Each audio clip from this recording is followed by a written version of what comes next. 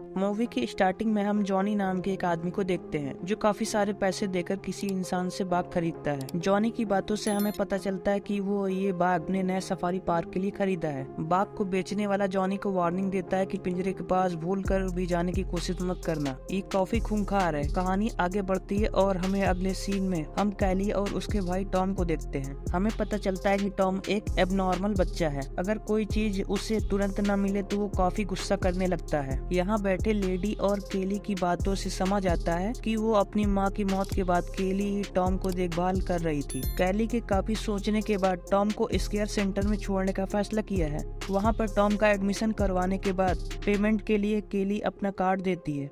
तब केली को पता चलता है कि उसके बैंक अकाउंट में सफिशिएंट बैलेंस नहीं है। यह सुनकर कैली को काफी अजीब लगता है। फिर कैली को पता चलता है कि उसके स्टेप फादर ने उसके अकाउंट से सारे पैसे एक दिन पहले ही निकाल लिए थे। दूसरी तरफ जॉनी ट्रक लेकर अपने घर पहुंचता है। यहाँ हम उसे वेडन सीट से घर को कवर करवाते हुए देखते हैं। दरअसल मौसम विभाग के अनुसार इस एरिया में काफी तेज तूफान आने वाला है। जॉनी नहीं चाहता कि आने वाले इस तूफान की वजह से घर को कोई नुकसान पहुंचे। यहाँ हमें पता चलता है जॉनी कैली और टॉम के सौतेले पिता हैं। कैली गुस्से में अपने सौतेले पिता से पूछती कि आखिर तुमने वो पैसे क्यों निकलवाए। मेरी माँ चाहती थी कि मैं उन पैसों का टॉम की देखभाल के लिए इस्तेमाल करूं।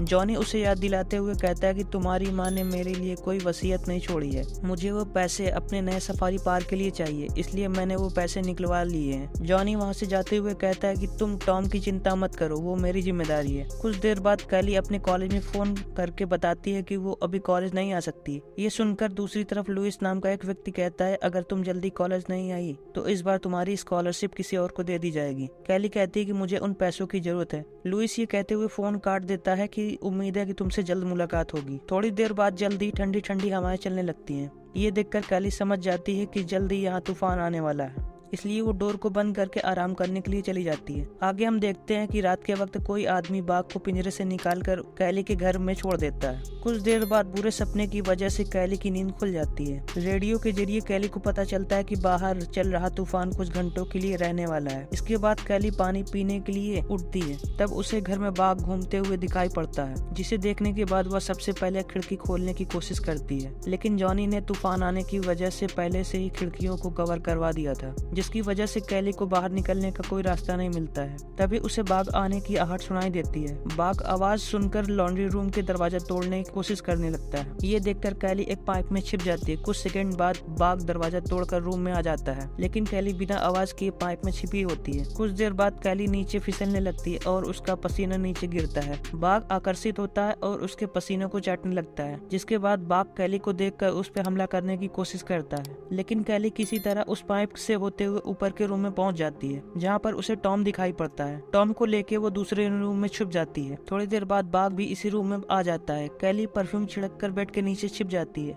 और कुछ देर बाद बड़ी चालाकी से कैली उस कमरे को बंद कर देती है और अपने भाई को लेकर उस कमरे से बाहर निकल जाती है। कैली सबसे पहले किचन में जाती है और कुछ मीट के टुकड़े के अंदर किचन में रखी नींद की गोलियों को डालने लगती है। इसके बाद कैली उन मीट के टुकड़ों को फ्लोर पर गिराना शुरू कर देती है। कुछ देर बाद हम बाघ को उन मीट के टुकड़ों को खाते हुए देखते हैं। कैली कुछ देर में छत को तोड़ने की कोशिश करने लगती है। तभी कैली को उस बाघ को गुर्राने की आवाज सुनाई पड़ती है, जिसे सुनकर कैली एक रूम में जाकर छिप जाती है। कैली देखती है कि उन नींद की गोलियों का असर कुछ नहीं हुआ उस बाघ पर। यहाँ फिर से कैली खिड़की पर लगी लकड़ी को तोड़ने की कोशिश करती है, जिसका शोर सुनकर बाघ फिर से इन तक पहुंच जाता है।